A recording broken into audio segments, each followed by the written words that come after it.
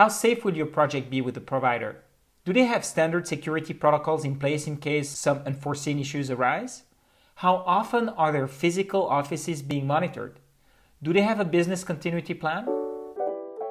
Hello, you're listening to Smarter Software Outsourcing, a business podcast created to help business owners, CEOs, and CTOs get expert outsourcing advice and support. I'm your host, Frederick Joy, a Swiss entrepreneur and founder of a leading software development company in the Philippines, Arcanis. Let me ask you this.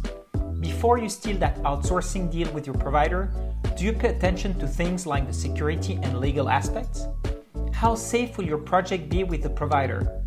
Do they have standard security protocols in place in case some unforeseen issues arise? How often are their physical offices being monitored? Do they have a business continuity plan? That's what we're about to discuss in this episode. So gear yourself up, take some notes if necessary, because we're going down to business. Among all the factors that come to mind when we get ready to evaluate a custom software development provider, these two, security and contractual aspects, often come last. But they're certainly not the least when it comes to partnering with a business partner for the long term. When we talk about going over the security standards, you'd need to ask these questions. How safe will your project be with the provider? Do they have standard security protocols in place in case some unforeseen issues arise? How often are their physical offices being monitored? Do they have a business continuity plan? At the same time, the contractual aspects would require you to assess their rates and whether they've previously worked on projects similar to yours. And what is their model of engagement? And in general, how cost efficient would a partnership with them be for you? As a co-founder of Arcanis, I've gone through this process many times before. And I know that sometimes these last couple of factors can make all the difference. It is therefore very important to pay as much attention to this part of your evaluation as the other previous factors. First, review the security aspects. Before making that final decision and hiring your software development outsourcing company, you should ensure that the provider has in place security protocols that are above industry standards or at least up to par with it. Priority should be given to the security of the premises and protection of the IP and source code. Lacking these minimum requirements from the potential providers should cause you to think twice about signing with them. There may be other areas relevant to your particular situation, but at the very least, security protocols should cover the following: physical access control and monitoring, equipment access and security, physical security monitoring, fire and smoke protection, network security controls, and business continuity and disaster recovery planning. Second, understand the contractual aspects. It is imperative that you understand the terms of the agreement before going too deep in the discussions.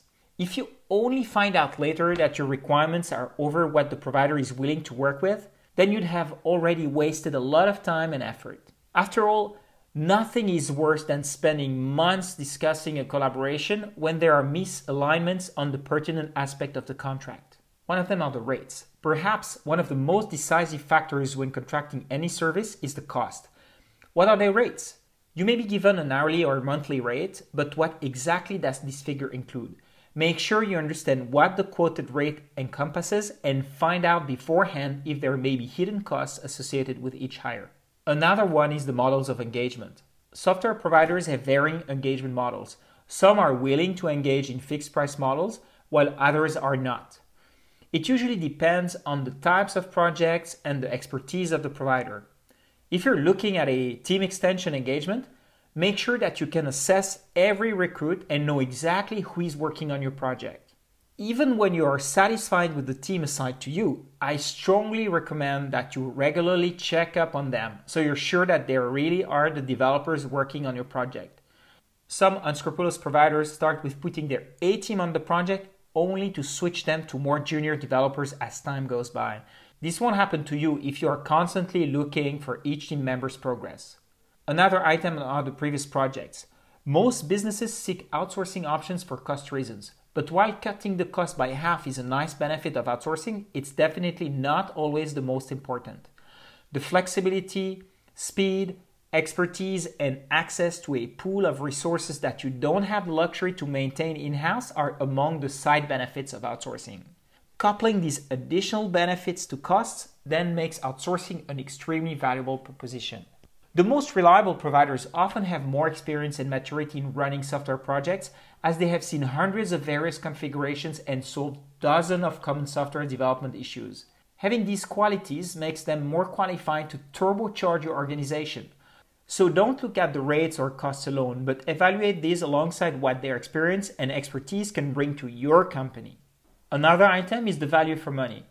With a provider offering reasonable rates, you should be able to bring down costs by half on average, reducing your burn rate for the same output.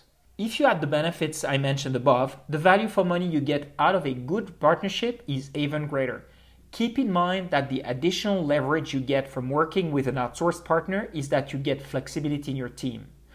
Now, flexibility means that your payroll is not necessarily a fixed cost, but can become variable depending on your needs. Thanks to ramp up and ramp down clauses, and that should be included in your negotiations, as well as wide range of services you can use on demand, you don't have to allocate full-time dedicated resources for the long term.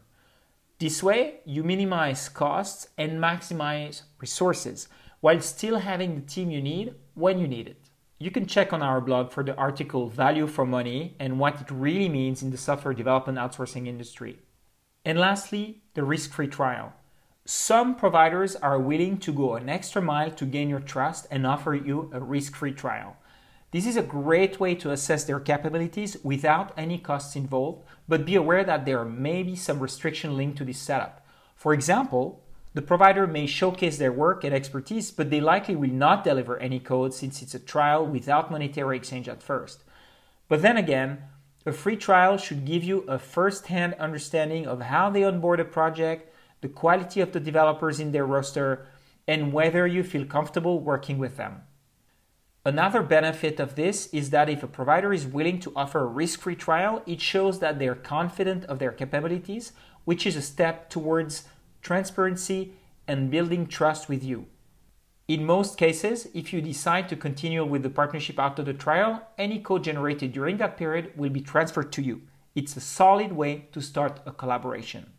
So, as a conclusion, I hope that this article has equipped you with the knowledge you need to ensure a safe outsourcing partnership for your organization. If you still have any questions regarding any of the topics discussed, feel free to drop us a line anytime at fred@arcanis.com. I'd be happy to assist further.